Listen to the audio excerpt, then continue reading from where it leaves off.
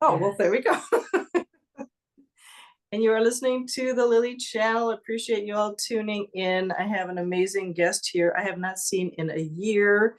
I met Kat Calvin, drum roll please, at a book festival in the Twin Cities last October. Was it? Yeah, I think it was October. Yeah. Oh my gosh. And thank you for making time to be with us, given that you're on tour, or at least you've been. Oh my God. Now, Kat has had the ability to write a piece, a book in such a way, a topic that I would have never considered even looking at because I didn't know it was an issue.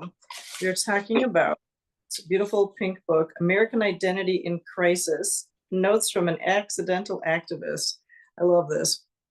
Now, once again, she and I met at a book festival, and I didn't even realize when I was looking at the guests in the brochure that I was actually sitting next to one of the authors. I was like, cool, a celebrity. It was fun. How long did you stay for that party, or did you leave?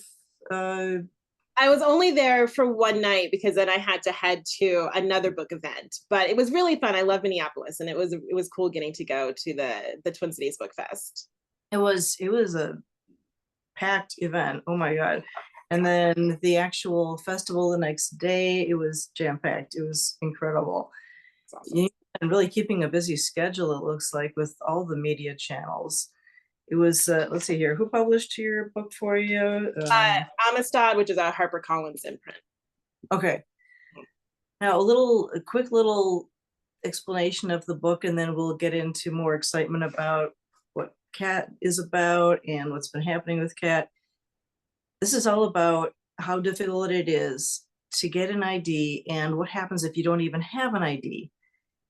And I wouldn't have even considered reading about the topic because it just, well, I have one and that's it. But I've worked in staffing and I've worked with the WIC program, both which require some form of ID, or shall we say, it's very useful to have an ID if you're looking for a job or if you're looking to get government assistance. WIC program is Women, Infants, Children, and I was with them for 15 years. So I've looked at my share of IDs. So funny, my mom worked for WIC when I was in school. Wow, that's so cool. I was in the end of it where I was the customer service for Spanish and English. And that was one thing you always told people who called, that, yeah, you need to bring some sort of ID. Same with looking for work when I was in staffing. I'd look at a lot of fake IDs, or just, yeah, it's an art, let me tell you. But other than my being disappointed with my own government issued license that I just got renewed, wouldn't it be great if you could? Well, I suppose it's up to you what you say your weight is, but I'm going. Everyone lies about their weight. Oh my gosh. And then it's strange because the light is positioned in such a way that you look like either you're high, like mentally high, like on drugs, or you're half asleep. Like, yeah, the cameras are designed to make you look as bad as possible. It really feels like the government conspiracy we should all be investigating is DMV photos. Exactly. Now, you can all tell from just our short conversation here that Kat has an incredible sense of humor, which really helped with me picking up the book, looking through it, since I am not really one usually to look at political science related topics. I don't know. But the cover was exciting, you were exciting, and I thought, well, then I got to read this. And she, super friendly. It helps when you're selling books and you're talking about your passion. Well, remind us of why you got into it. So I came by this accidentally, which is why the subtitle of the book is An Accidental Activist. I've always been an activist, but I accidentally became an ID activist.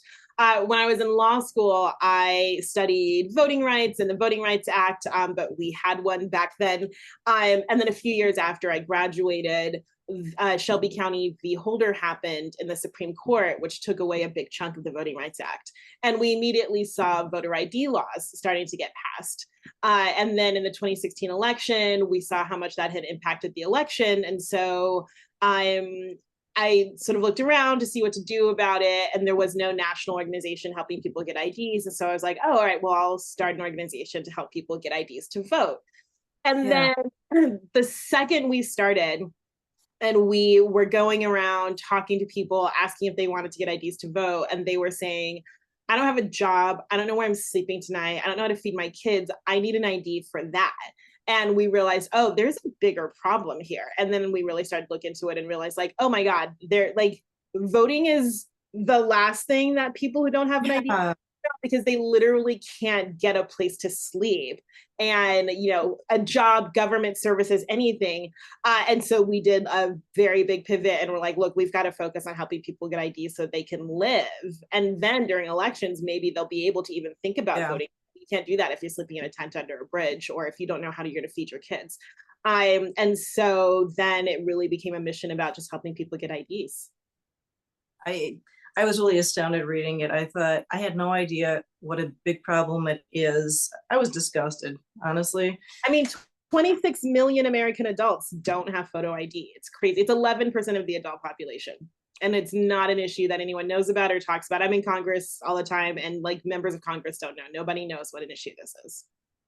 And it hinders you from everything important in your life. I Everything. mean, really, you're trying to get ahead, and then the way the whole book is written is super entertaining. It's more like she's carrying you on her shoulders and with a camera around so you can see what's happening. Very personalized, really funny, and yet it's not meant to be comedy necessarily. It's just, I'd say, your take on how pathetic some of it is to be standing in line, shuffled around. Let me just see here. For example, okay, let's take a step back. Now, this is just diving into the book to show you the style and just some of the annoyance of the process. First, I'm going to assign you some homework. I know I'm such a Hermione. Is that how you say it? Hermione? Hermione. Hermione. Oh my God. Harry Potter. I can't help it. Go to Netflix and watch the documentary 13th to get a small sense of what the modern day penal system is like in America. Most Americans have no idea what goes on inside of penitentiaries. We don't know about the high cost of phone calls and emails, the regular and consistent refusal of basic rights, the slave wage prison labor that benefits massive corporations. We have largely been kept in the dark, most quite happily, about the realities of life in prison. We are a nation that believes that if you are in prison, you probably belong there, despite all of the statistics and stories that show the massive inequality and injustice that permeates the system. Think about this. There are people in America who are still incarcerated because of convictions during the Satanic Panic, a national fear-mongering phenomenon that's been completely and thoroughly debunked by everyone from university scholars to the Federal Bureau of Investigation. If we're still jailing people who were convicted of crimes that we know absolutely did not happen, how can we possibly claim that the system is just? And speaking of just, it would be more just to be able to get an ID without such an enormous headache.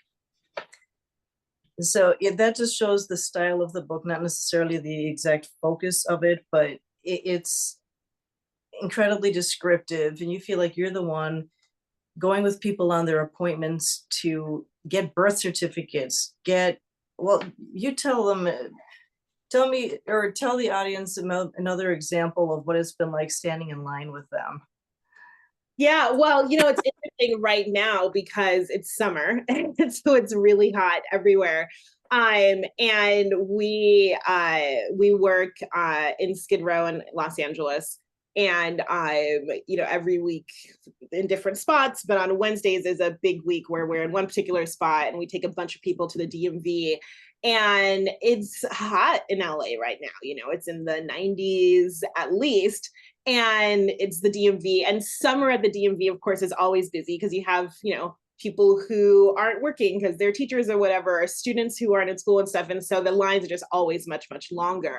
And the summer, and so you have all of these folks who are already unhoused and living outside. And, for some folks, they just show up that day and they just need a replacement ID because, you lose documents when you're unhoused, or when there are sweeps of encampments, the police or whoever's doing the sweeps will just throw away everything, including documents, and destroy them often. And so then they have to get them replaced.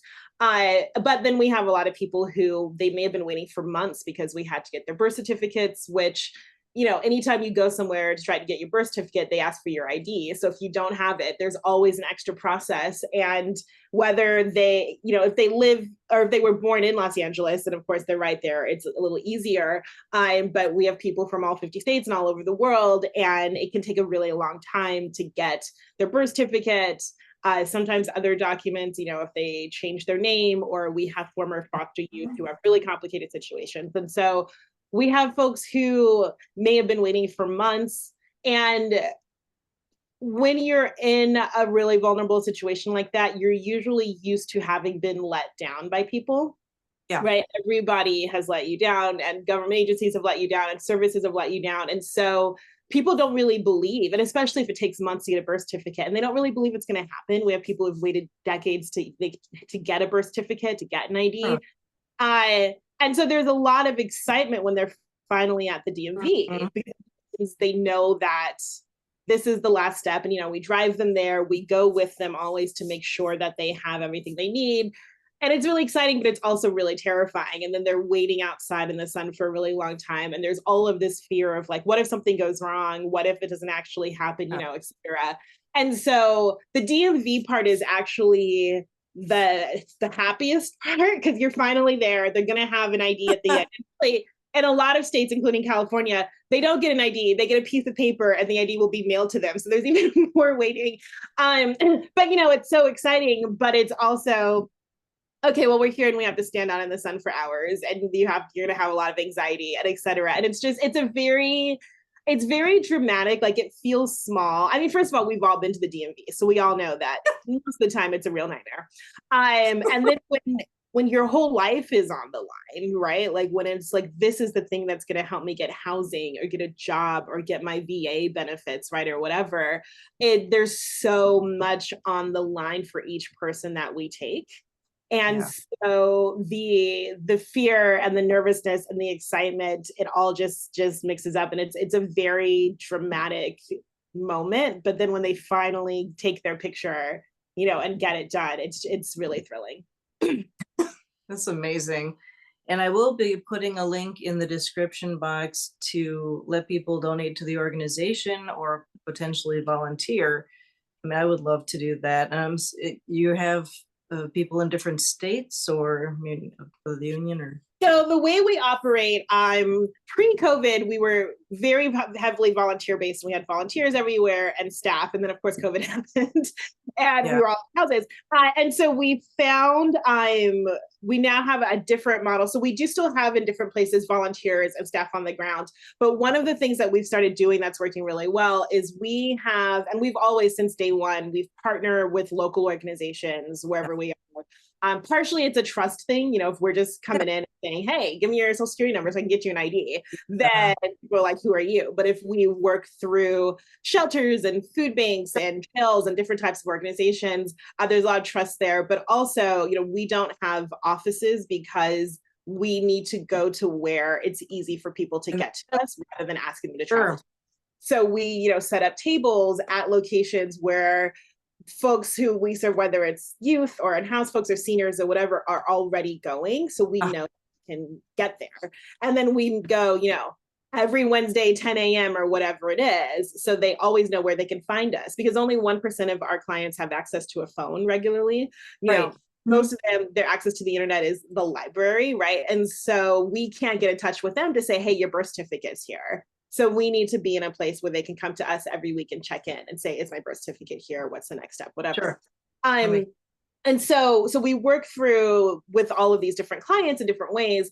And so what we started doing is training those clients on how to create their own ID operation. And particularly, you know, we have a lot of clients, like we work with the public defenders of New Orleans and Charleston, Virginia. We work with a lot of like Goodwills and Salvation Armies. We work with a lot of, you know, like rehabs and senior centers and places where they're already doing intake, and a lot of places where their clients need IDs in order to access their services. Yeah. And so we can help them set up an operation and, share our tech with them and train their employees.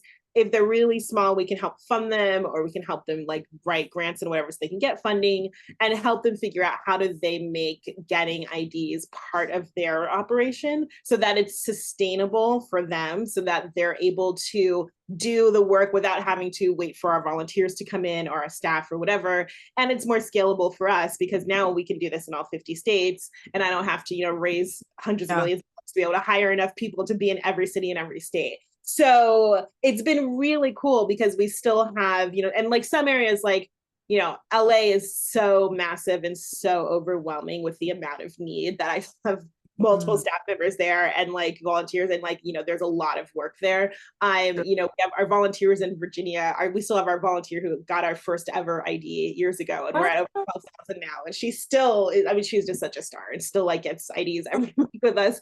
And so we have volunteers in some place, but we're also scaling through this model, which really during COVID was great because we couldn't go into these locations, but the staff were still working there. Yeah. And so we were like, well, virtually we can train you, and then you can get these ideas, and we can help with these different things because we're all stuck at home. So it's really worked out to be a powerful model that I'm excited about where we can take it. Oh my God. I gotta say, thank you for setting up that organization and putting your passion to use. I mean, you could have written a book about the problem and just say, I'm going to start an organization like this, or wouldn't it be nice? And you went ahead and did it. I mean, not everyone has your background and your skill set. It would have possibly taken them forever to go through all that. And since you're equipped with it, with the knowledge of the legal system, etc., and they listen to you more, I'm sure, because of it, and your passion for it. It's like, dang it. I mean, it's hard, but when we started this, oh gosh, what was it, 7.5 years ago or so? It was just a lot of trial and error. It was a lot of like first doing research, and then like no one had set anything up like this before, so it was just a lot of us just figuring it out. And yeah, now it is something I'm so glad that we've done, and it's definitely my life's work now. But it was just, again, something that just happened because I sort of looked around and was like, oh my God, I had no idea this was a problem. And like, why isn't anyone solving it? And so that's why we have our C4, with our political arm, and we're trying to change legislation because I'll never be able to just get 6 million people IDs on the ground. And so we bill in Congress and state legislation, and we're trying to change this through policy to hopefully eventually put our nonprofit out of business because everyone just has an ID. And that's the goal at the end of the day. That would be fabulous. That would be absolutely fabulous. Before I close, I'm making a somewhat short interview simply because I have had the experience that my Zoom cuts off sound after.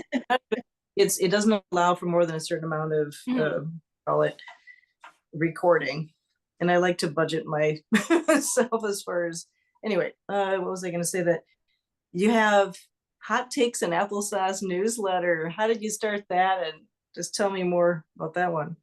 That I started a little bit ago, just as partially just as a fun outlet, because I love to write. I mean, obviously I wrote a book and I always have a lot of things to say. I also am always the person that people come to and are like, what should I be like watching on TV or et cetera? And I was like, you know what? I'll tell everyone what I think they should be watching because everyone should. So it's just my fun newsletter with sort of, I just did in a newsletter a couple weeks ago that was a deep dive into like, okay, if you want to get involved in the election, here are some like really tangible ways for you to do it, or here are things that you can watch. I'm putting out one this week that is what you should be watching in between the Olympics and the Paralympics. And it's, it's just sort of my little sort of pop culture, politics, musings, Substack. Yeah, I think that's one of the reasons that I met you. I never know why I meet whoever I meet throughout the day, throughout the week, but that must have been one of the reasons, because I'm from a family of immigrants and my parents drink up politics, or more fairly my dad does. My mom just follows and learns from him. But I can't say I have no interest. It's more like I don't understand it. I don't know whom to believe. It's frustrating, but I'd love to have his level of knowledge of all sorts of different media. And you seem to, you're an excellent educator of all the topics people need to know about without the feeling of, okay, I'm being sponsored by whoever. I don't know, that's a fair way to say it. It just, I am sponsored by no one, it is true. yeah, and an educator. You seem like a real educator and the passion for it. So it seems you make it super understandable is what I'm getting to. I'm reading it, I'm going, wow, this is really digestible, even for someone who wasn't raised to be interested in politics or current events. They tried. Just going, and yet I need to know these things. Everyone needs to know these things because, I mean, heck, I had to get my birth certificate ready for a trip to Europe 3 years ago. Mm-hmm. You know, right at the edge of COVID. And I thought, I'm lucky I know where mine is. Yeah. I mean, I was born in Germany. I was an army brat like you. Does one tour equal being an army brat, or is that not quite a brat? No, I mean, I grew up in the army and everyone in my family. So yeah. If you even for a few minutes were a child of an army brat, we were in Germany too. Actually, it's funny because my cousin was also born on an army base in Germany and deals with the same complications. Oh my God. So yeah, I mean, you're just totally service oriented. Yeah. I was looking for it and I thought it's a good thing I know where mine is, because imagine if you're from a culture where they don't even know what your birthday is, because you get here, whether you're Somali or Hmong, I'm not sure which other cultures don't emphasize birthdays, or they give you one when you get here.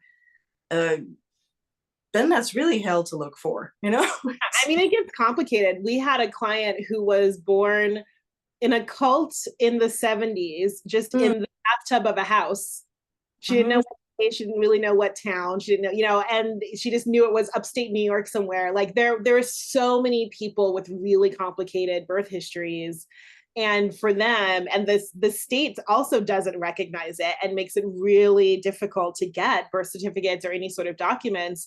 And because most of us just sort of have, you know, you're born, your mom has your birth certificate, you get it when you go to college or whatever, we forget how difficult it can be. Oh my gosh. Well, I guess it boils down to, listen here, government officials, do you really want us to vote? Do you really want us to be able to work? Well, then prove it. Right. Well, this is what I tell members of Congress. Look, there are 26 million adults who can't legally vote or not vote, who can't legally work. And like, what is that doing to our economy? So for everything else, let's just make sure they have the IDs they need to get jobs. Oh my God. One last light thing before we leave here. You love photography and you have some really cool portraits on your website. Are you still doing any photography or? Yeah, I love photography. It's a big hobby for me that sometimes I'm lucky to get paid for.